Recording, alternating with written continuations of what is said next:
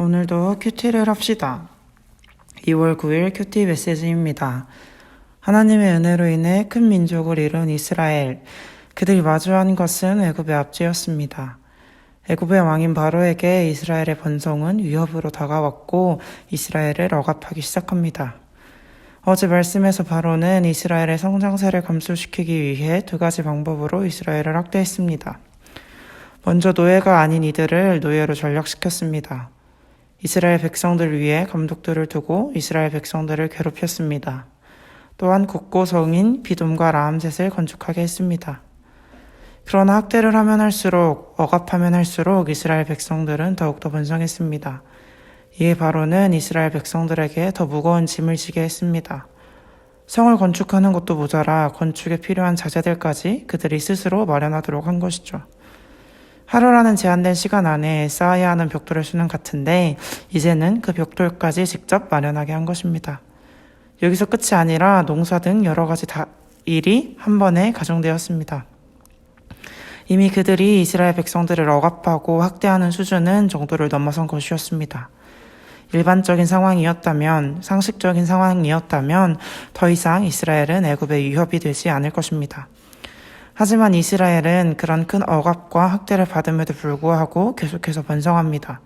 생육하고 번성하여 큰 민족으로 이루게 하리라 라는 하나님의 언약이 어떤 상황일지라도 이루어지고 있는 것입니다.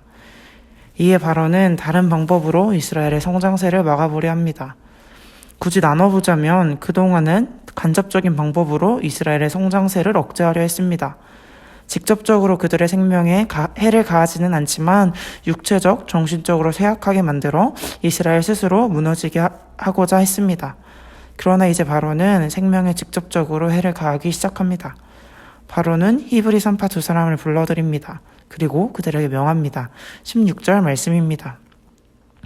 이르되 너희는 히브리 여인을 위해서 해산을 도울 때에 그 자리를 살펴서 아들이거든 그를 죽이고 딸이거든 살려두라. 성장하였을 때 반란에 위협이 되는 남자아이라면 태어나자마자 죽이라 명하고 노동력이며 애굽 사회로 받아들이기 비교적 용이한 여자아이라면 살려두라 명합니다. 바로는 갓 태어난 신생아를 바로 죽여 강제적으로 이스라엘의 번성을 막고자 했습니다. 그러나 히브리의 두 산파는 그런 바로의 명령을 듣지 않습니다. 17절 말씀입니다. 그러나 산파들이 하나님을 두려워하여 애굽 왕의 명령을 어기고 남자아기들을 살린지라. 17절에서 산파들은 하나님을 두려워했다고 표현하고 있습니다. 우리말 성경에서는 산파들이 하나님을 경외했다고 표현하고 있는데요. 경외하다라는 말은 하나님의 주권과 영광을 인정한다는 뜻이 내포되어 있습니다. 즉, 이 히브리 산파들은 역사를 주관하시는 하나님의 주권을 알고 인정했기에 바로의 뜻을 따를 수 없었습니다. 때문에 그들은 남자아이도 살렸습니다. 사실 문자적으로 보기에 이 일이 별거 아니라고 느껴질 수 있지만 별거 아닌 일이 아닙니다.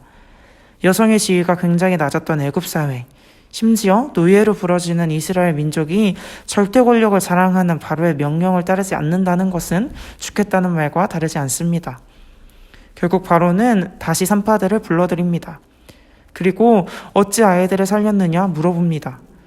산파들은 자신이 도착하기 전에 이미 해산을 마쳐 손쓸 도리가 없었다 대답합니다. 하나님께서 지혜를 주시고 그들의 입을 주장하여 주신 것입니다. 또한 바로가 감히 그들을 해할 수 없도록 상황을 주관하셨습니다. 하나님께서는 당신을 경외하는 일을 결코 버리지 않으십니다. 하나님께서는 그 산파들의 생명을 보호하셨고 그들에게 복을 주셔서 그들의 집을 흥왕하게 하셨습니다. 또한 계속해서 학대받고 억압받는 상황에서도 이스라엘은 이해할 수 없을 만큼의 번성을 이루고 있었습니다. 역사의 주관자이신 하나님께서 이스라엘을 보호하고 계시기 때문입니다. 여러분은 지금 하나님을 경외하고 계십니까? 하나님을 경외함으로 하나님의 역사에 참여하는 이멘 되길 소망합니다.